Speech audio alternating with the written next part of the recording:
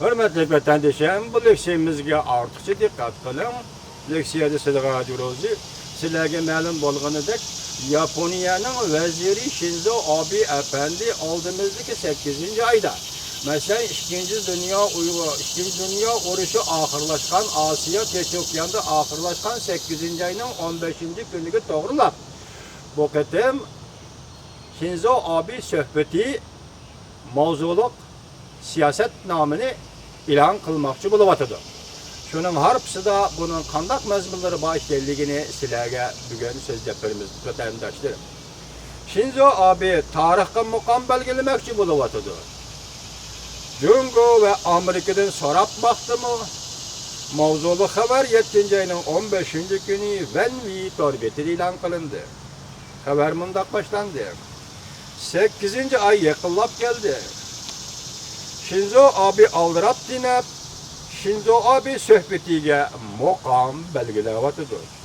7-oyning 9-kuni Shinzo Abe Amerika bilim bo'lagi Xalqaro strategik tadqiqot markazi muhokama yig'inida, bu Tokioda ochilgan yig'in, 2. Dünya urushi oyoqlashganligining 70 yilligi to'g'risida ko'z qarashlarini ifodaladi.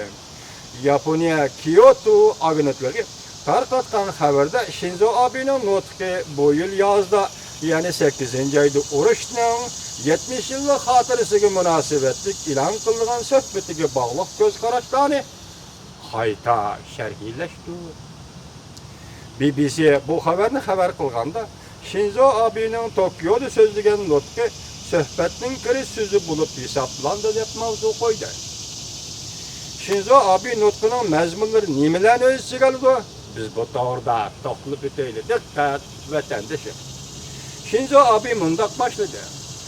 20-asr insoniyat musobaqasining tarixi yorug'liq bor. İnsaniyat musobaqasining tarixida yorug'liq bor, ham qorong'ulik bor. Qorong'uligi shu bo'ldiki, 2 qatimliq dunyo urushi, inqilob, urush va zo'ravonlik, erkinlikni cheklash, kishilik huquqni dafsanda qilish, zo'r guruhvoy iqtisodchilik, mustamlik hukmronligi, boshqa millatlarga hukmronlik qilish, irqiy kamsitash. Gapdan uzoq qayerga ketyapti, diqqat qiling vatandoshlar. Lekin 20-asrning keyingi mezgilida insoniyat tarixiy yorug'likni asliga keltirdi. İnsoniyatning aqli o'zining o'tmishini tuzatish orqali insoniyatga axloqiy jihatda pishib yetilishni elib keldi. Shinzo Abe insoniyat tarixining nurliq tarafini mundaq sharhladi.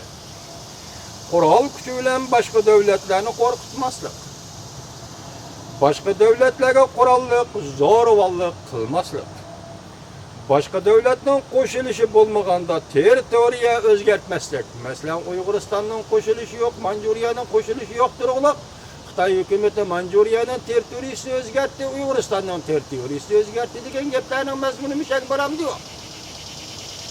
Boshqa davlatlarning qo'shilishi bo'lmaganda territoriya o'zgartmaslik, mustamlik hukmronlikni o'rnatmaslik, diqqat vatandoshim, va boshqa millatlarga zo'ravonlik qilmaslik.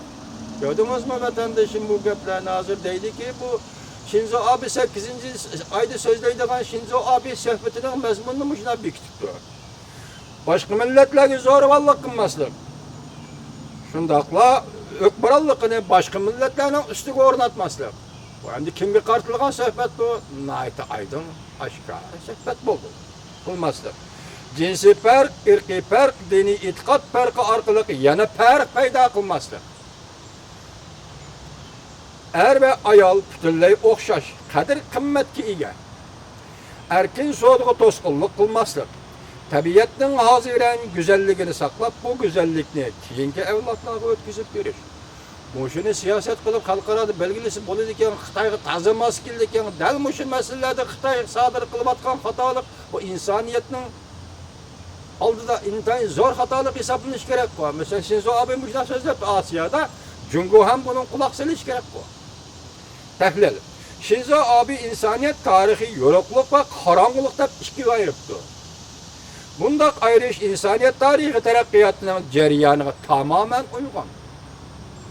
Tarixning yoruqluq qismi bo'lsin, qorong'ulik qismi bo'lsin, Shinzo Abe mustamlikachilik va mustamlik hukmronlik, boshqa millatlarga zo'ravonlik qilishni tilg'abdi. Shunda zo'ravonlik qilish, o'qilish, bo'qilish sodir bo'lyapti hozirgi dunyoda. Tarixning ham qorong'u tarafida shunday bo'lganida, yoruqliq tarafida shunday bo'lyapti. Bu tuzilish kerakdir. Jungoga dartmilab so'zlabdi. Bu nutqning logikalik qurilmasi intayin mukammal ekan. Shuni siyosiy jihatda qoyil qilish kuchimi yetarli. Men Jungo Kompartiyasining Shinzo Abening nutqini siyosiy uyg'unishga o'rinlashtirib, Jungdan hayli bir maydon siyosiy muhokama olib berishini tatar zo'r umid bilan umid qilaman.